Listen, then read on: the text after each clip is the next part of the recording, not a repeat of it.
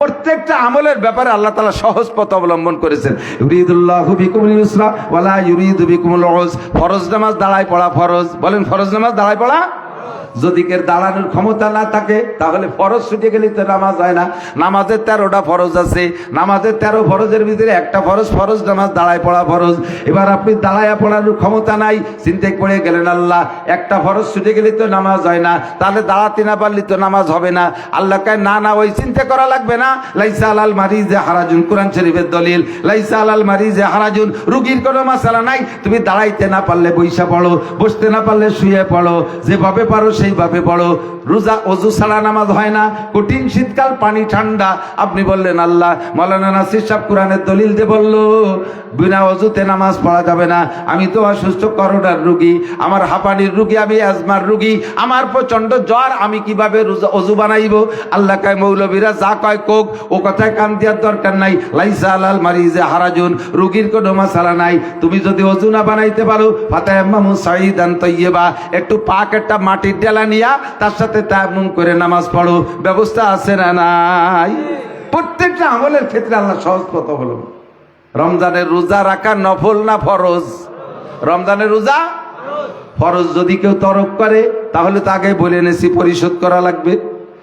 রমজানের 5টা রোজা না রাইখা রমজানের পরে আস্তাগফিরুল্লাহ পড়ে দিলেন, কোনো কাম হবে না। ও রোজা রাখতেই হবে। হ্যাঁ, শোধ দিতে, টাকা শোধ দিতে হবে। এখন আপনি আল্লাহ হুজুর যেভাবে কইছে রমজান মাসে রোজা না রেখে দিনের বেলা খাইয়ে যে রক্ত শরীরের মধ্যে জমা হয়, ওই রক্ত শুয়োরের রক্ত চাইতে নাপাক। আর দেহের ভিতরে যতক্ষণ পর্যন্ত নাপাক রক্ত থাকবে অতক্ষণ পর্যন্ত তারে তুমি জান্নাতে দিবা না। এনা আমি কি করতে পারি? আমারে তো ডাক্তার বলছে ঘন্টায় ঘন্টা ওষুধ খাতে হবে, নইলে জান বাঁচবে না। আমি কি করতে পারি? আল্লাহ কয় মৌলবীরা যা কয় কোক, লাইসা আলাল মারিজে হারাজুন, রোগীর জন্য কোনো মাসালা নাই। তুমি যদি রোজা না রাখতে পারো অসুস্থতার কারণে, তাহলে ফাইদ্দাতুম মিন আইয়ামিন উখার, তুমি রমজান চলে যাওয়ার পরে সুযোগ মতো রোজাগুলো রেখে দিও। ব্যবস্থা আছে না নাই? কথা বলেন আছে না নাই? রাত ভর বলতে পারবো এর দলিল যে আল্লাহ তাআলা আমলের ব্যাপারে সুযোগ দিয়েছেন, সহজ পথ অবলম্বন করেছেন। সহজে আরেকটা আমলের সুযোগ মতো টুকু দিয়ে যাই। তাহাজ্জুদের নামাজের রক্ত কখন? শেষ রাত্রি। তাহাজ্জুদের মূল টাইম হলো শেষ রাত। শেষ রাত তো বুঝি, শেষ রাত। শেষ রাত্রের তাহাজ্জুদ যদি শেষ রাত্রে না পড়লে নাই হয়, সকলের যদি তাহাজ্জুদ শেষ রাতে পড়া লাগে, তাহলে তাহাজ্জুদের মূল ফজিলত কয়জনে পাবো কন? কি ফজিলত? যে লোকগুলো রেগুলার তাহাজ্জুদের নামাজ পড়বে আল্লাহ তাআলা তাদেরকে কিয়ামতে নবী রাসূল আর শহীদদের সাথে বিনা হিসাবে জান্নাতে দিয়ে দেবে। ও আল্লাহ, তালিয়ার আমাকে পাবলিককে কপালে হলো না। হুজুররা জাগায় বসে যে 4তলা টিফিনকারি ভাটায় দেয়, আমরা বাদ দেই, খাইয়ে দেয়, সময় মতো শুয়ে পড়ে, দিন ভরে কোনো পরিশ্রম নাই, হুন্ডা ছাড়া আর এই ফজিলতকে নেওয়ার কায়দা নাই। আল্লাহ কয় না, অত কঠিন না। নবী আলাইহিস সালামকে বলছে সহজ তাহাজ্জুদ শিখিয়ে দেন, যাতে আমার সব বান্দা খালেক, মালেক, আব্দুল জব্বার, জামাল, কামাল, লালটু, বল্টু, জুয়েল, টুয়েল, টুলু, লুলু, ডলি, বলি, এ সবাই যাতে তাহাজ্জুদ পড়ে ফজিলত নিতে পারে, সেই সহজ পথ শিখিয়ে দেন। সেইটা কি? ইশার বলবো ঈশার ফরজ নামাজ 4 রাকাত, এরপরে 2 রাকাত সুন্নাত 6, এরপরে তাহাজ্জুদ পড়বেন 12, না পারলে 10, না পারলে 8, না হয় 6, না পারলেন 4, কমপক্ষে 2 রাকাত। একেবারে ছোট সূরা দিয়ে ইন্না তানা কুল হুজে 2 রাকাত পড়িয়ে এরপরে বেতের পড়বেন। বুঝা গেছে? এইভাবে যদি আপনি জীবন ভরে পড়েন আর নিয়ত রাখেন শেষ রাত্রে উঠতে পারলে আবারও পড়বো, কোনদিনও যদি শেষ রাত্রে উঠতে না পারেন আর এই নিয়মে জীবন ভরে পড়েন, ওয়াল্লাহি আল্লাহর কসম, কিয়ামতে যারা শেষ রাত্রে তাহাজ্জুদ পড়ছে তাদের কাতারে আপনিও ওইভাবে জান্নাতে চলে যাবেন। সহজ হয়েছে কিনা? প্রত্যেকটা আমলই সহজ, বাকি আমি কঠিন মনে করি নি। আমি কঠিন মনে করি, একটুও কঠিন না। এখন পার্থক্যটা একটু প্রশ্ন আছে। তাহলে এই সন্ধ্যে রাত্রি ঈশার পরে তাহাজ্জুদ পড়লে যদি হয়ে যায়, তাহলে ওই শেষ রাত্রি যারা পড়লো এত কষ্ট করে, তাদের ওই কঠিন তাহাজ্জুদ আর আমাকে সহজ তাহাজ্জুদের মধ্যে বেশকম আছে নাকি? বেশকম তো থাকতেই হবে, বেশকম তো একটু থাকতেই হবে। সেটুক কি? জন্ডিজের রুগী, খেয়াল করতেছেন? জন্ডিজের রুগী যদি জন্ডিজের রুগীরে কবিরাজরা বলে দেয় যে আখের রস খাবেন, ঠিক না? জন্ডিজের রুগীরে আখের রস খাইতে বলছে, যে আখের রস খাইলে জন্ডিস সারে। একটু বোঝেন, আখের রস খাইলে জন্ডিস সারে, কিন্তু ডাক্তার কবিরাজকে বলে দিয়েছে যে আখের আগার রস না গুড়ার রস। তাতে বোঝা যায়, যেহেতু আগা গুড়া বলে দেই নেই, শুধু বলছে আখের রস খাইলে জন্ডিস সারে, তাতে বোঝা যায় যে আখের গুড়ার রস খালিও জন্ডিস সারে, আগার রস খালিও জন্ডিস সারে, আর সত্যি সারে। কিন্তু পার্থক্য কোথায়? আগার রস বেরোতি সহজ, আগা নরম, ফেস করে দাঁত বসে যায়, চুষা দিলি রস বার হয়ে যায়, কোনো কষ্ট নাই।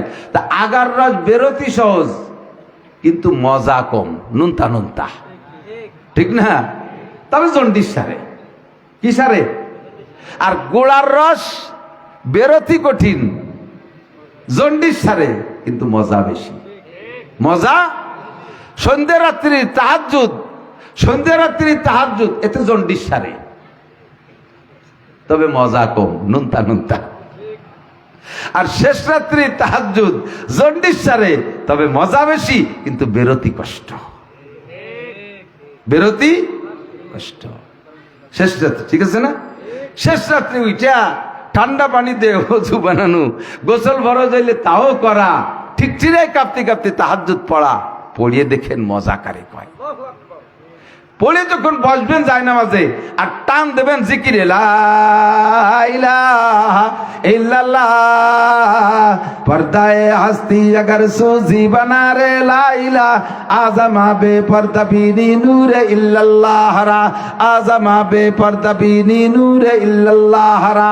শেষ রাত্রে উঠে যখন সব ঘুমিয়ে আছে, আরে দুনিয়া নিঝুম হয়ে গেছে, ওই সময় একা একা ওকরা ইল বাবা মুলি হামুদ মিনান মান আদামাল করা গভীর রাত্রে উইটা মালিকের দরজায় কটকটি দিবেন, মালিকের দরজায় কড়া নাড়াবেন, নক করবেন, আল্লাহু আল্লাহ, আল্লাহু আল্লাহ, আল্লাহু আল্লাহ।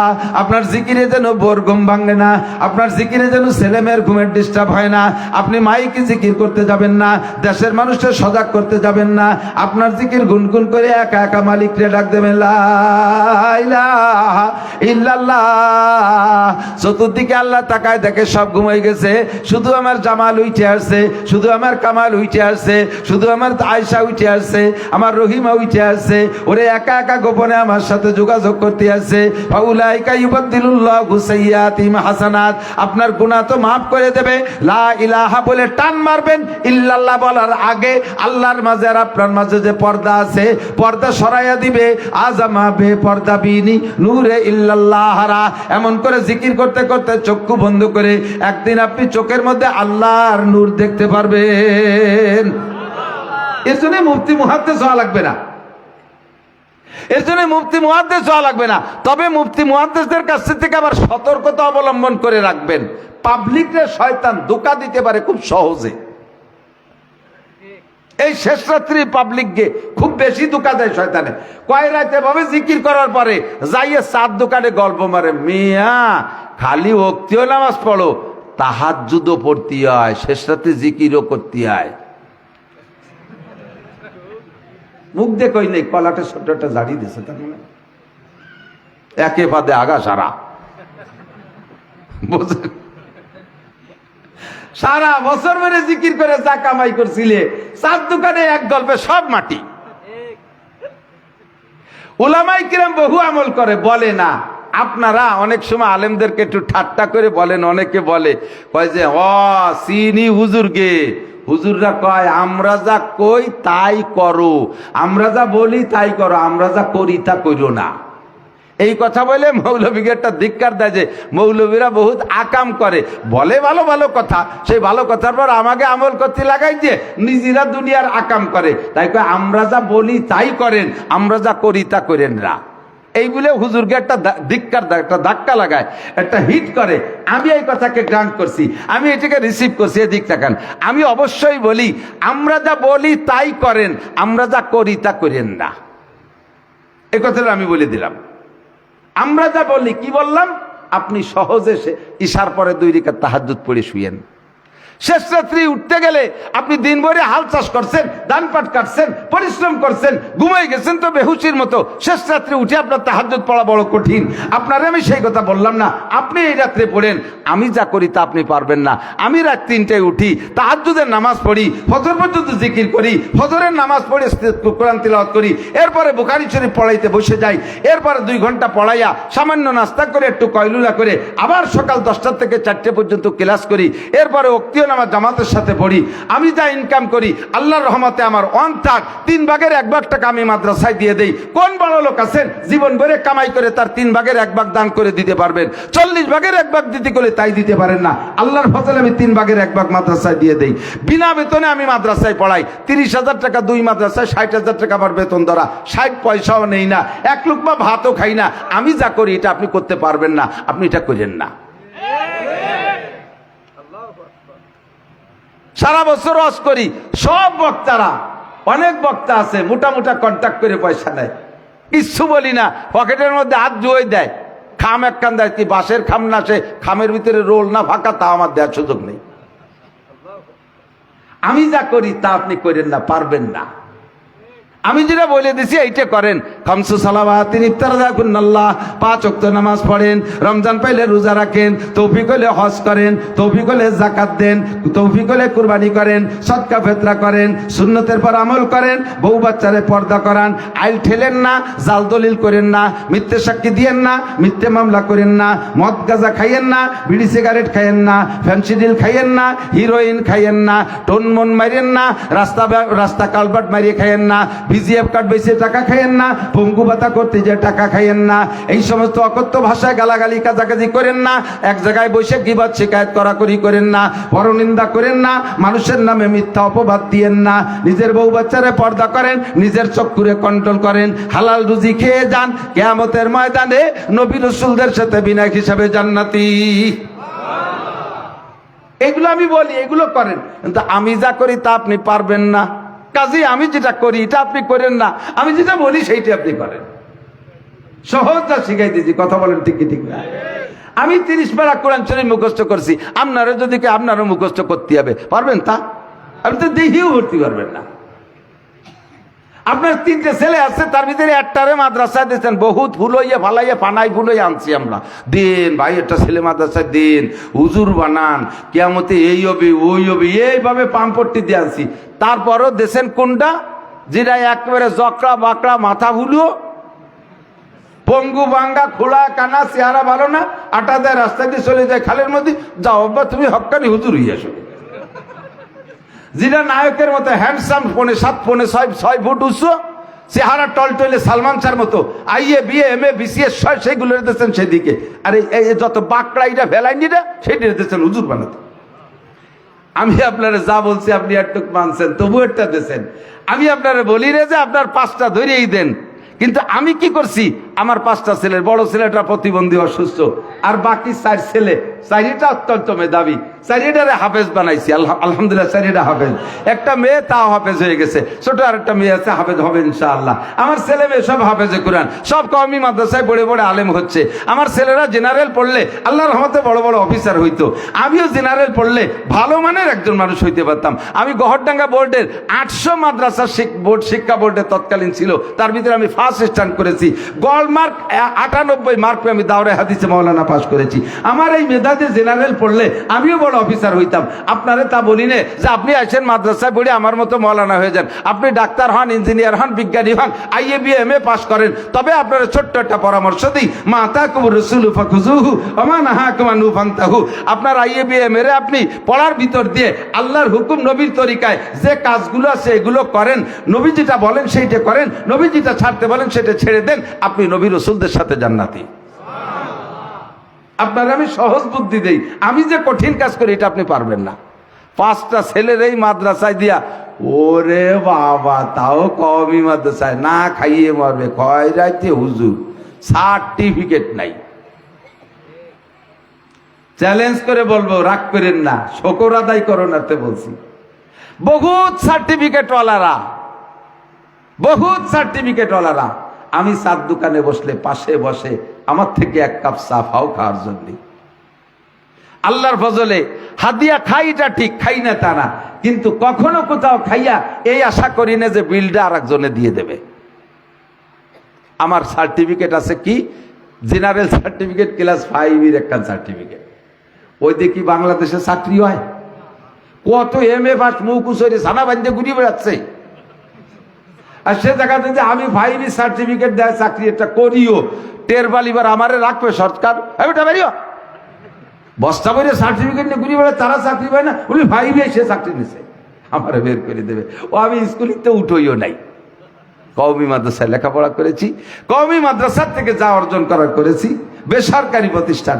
আল্লাহ বাংলার জমিনে যত দামিখানা সব খাওয়ায়, সার্টিফিকেটে খাওয়ায় না, খাওয়ায় কে? একটু বলবেন কে খাওয়ায়? আল্লাহই খাওয়ায়। আমার মা মারা গেছে, আমরা 4 ভাই হুজুর, আবার আমার সারিয়া বাকি সব কবে হাফেজ মৌলানা। আমার মার জানাজা করছে আমার বড় ভাই, ইমামতি করছে বড় ভাই, ভাই বড় তো সে, তার সিরিয়ালে হাফেজ মৌলানা আব্দুল হাই, বনানী চেয়ারম্যান বাড়ি মাদ্রাসার প্রিন্সিপাল।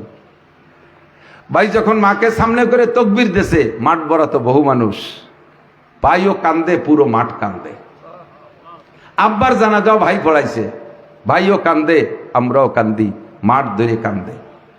আমার আব্বা আমার জানাজা যদি গ্রামের বাড়াইতে মৌলবী মসজিদের ইমাম সাহেব পড়াতাম, হুজুর কি কান্ত একটু তকবীর দিয়ে শুভা।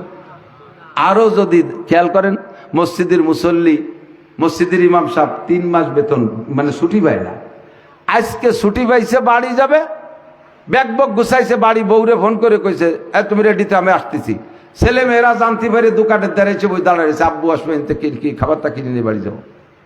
ব্যাগ নিয়ে আটাতেছে, এর মধ্যে যুবক একজন এসে আমার আব্বা মরে গেছে, জানাজা ভরাই দিয়ে যান। অন্ত হুজুরের কিরম ঠেকতেছে, মিজাজ গেছে খারাপ হয়, ব্যাগ চালিয়ে ফেলাই দিতে, এ বুড়ো পাইছে, থেও জ্বালাইছে, মুড়িও জ্বালালো। মরতে আর সময় পড়া, মোটে 1 ঘন্টা পরে মরলি কি হতো, সে 1 ঘন্টা কি বুড়োর দায়িত্বে। তো যে অবস্থা তো ধুয়ে যাওয়া যায় না, রয়েই গেছে, মনে মনে বলতেছে তো জানাজা আমি পড়ায় ছাড়িয়ে দেবো, অজু বানাবো না, যা অ্যাকশন দেবে। কথার কথা বলছি, তা তো আর করে না। জানাজা দাঁড়াইছে, ব্যাগ বগ নিয়ে যে রাস্তায় দিয়ে গাড়ি যাবে, ওই জানাজা পড়াই দিয়ে উঠে যাব, ব্যাগ ফাঁসে থুইয়ে জানাজায় দাঁড়াইছে, তকবীর শুরু হয়েছে, আল্লাহু আকবার, আল্লাহু আকবার, 3 তকবীর হয়ে গেছে। এর মধ্যে ট্রাকে হরেন দিয়েছে, উনি মনে হচ্ছে বাস আইছে, আসসালামু আলাইকুম রহমতুল্লাহ সালাম। মুসল্লিরা হুজুর তকবীর 3টি হয়েছে, তোর আর একটা দিয়ে না, আমার বাস ছাড়িয়ে দিল। পরের বাপের জানাজা, হাসি উড়াই দিয়ে না, পরের বাপের জানাজা, ও তকবীর একটাও না হলে ইমামের কি হয়েছে। আমার মাদ্রাসা শাইখুল হাদিস আল্লামা আব্দুল মোমিন খান সাহেব, বরগুনা বাড়ি, বহুত বড় আলেম। এই 2 বছর আগে উনি উমরায় যাবে, বিমানে 1 পা, টার্মিনালে 1 পা। এর মধ্যে ফোন গেছে, আব্বা খুব অসুস্থ, বাঁচবে কিনা বলা যায় না।